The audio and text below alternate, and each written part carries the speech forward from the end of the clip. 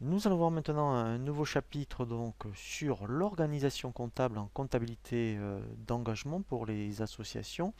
Donc, si vous êtes vraiment à ce qu'on appelle en mode créance dette, vous allez enregistrer donc vos opérations comptables dans ce qu'on appelle un journal. Alors, on verra différents journaux dans la formation, vous verrez. Lorsque donc vous enregistrez vos achats, eh bien on parlera donc du journal d'achat.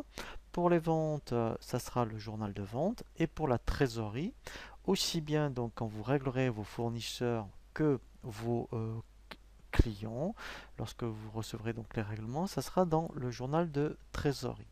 Et vous verrez qu'on parlera aussi d'un autre donc, journal qu'on appelle les opérations diverses.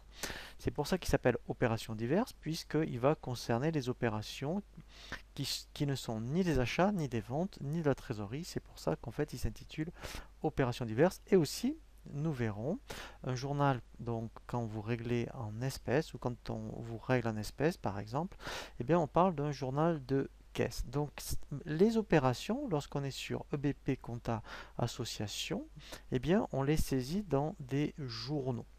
Ensuite, effectivement, eh bien, vous allez pouvoir consulter toutes ces opérations dans ce qu'on appelle un grand livre. Alors, c'est vraiment intéressant de suivre cette formation en amont donc de la formation après sur EBP Compta Association parce qu'au moins quand vous allez faire des éditions, eh bien tous ces termes comptables après vous seront beaucoup plus familiers. Donc un grand livre, qu'est-ce que c'est? C'est le détail de toutes les opérations que vous allez avoir par compte. Eh bien, ça sera donc dans un grand livre. Donc si un expert comptable ou vraiment quelqu'un dans l'association est-ce que vous pouvez me donner un grand livre fournisseur par exemple, eh bien ça donc vous donnerez une édition pour chaque fournisseur. Il y aura donc toutes les opérations.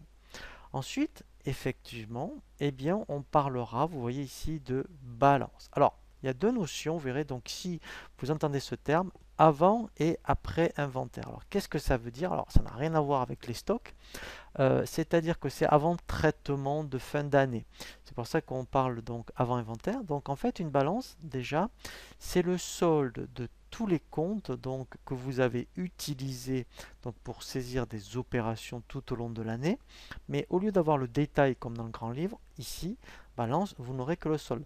C'est très demandé par les experts comptables et vous verrez qu'ils vous demanderont systématiquement par trimestre, par exemple, est-ce que vous pouvez m'envoyer une balance?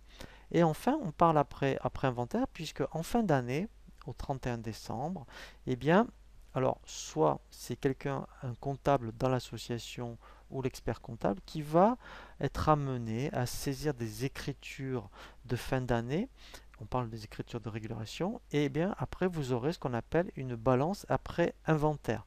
En fait, elle sera définitive, si vous voulez. Voilà, donc c'est pour ça qu'après, quand on a un logiciel de comptabilité, et bien après avoir fait la balance après inventaire, on clôture donc ce qu'on appelle l'exercice et qui permet après bien effectivement de donner des documents de synthèse où vous aurez ce qu'on appelle un compte de résultat. Alors on verra ces termes hein, justement dans une formation vraiment spécifique, lire et comprendre un compte de résultat et un bilan, où effectivement un logiciel de comptabilité comme EBP Compte Association vous permet donc d'éditer un compte de résultat, un bilan et des annexes. Alors, je ne vais pas plus loin par rapport donc aux détails de ces termes comptables, résultat, bilan et annexe. Juste le résultat, eh bien, c'est très intéressant pour les associations parce que ça va vous donner eh bien, effectivement la différence entre les charges et les produits, entre les dépenses et les recettes, si vous voulez, et vous aurez un résultat soit positif ou négatif. Donc ça vous verrez si l'association, pour cette année par exemple, est bénéficiaire ou déficitaire. Et ensuite, après, le compte de résultat va dans le bilan.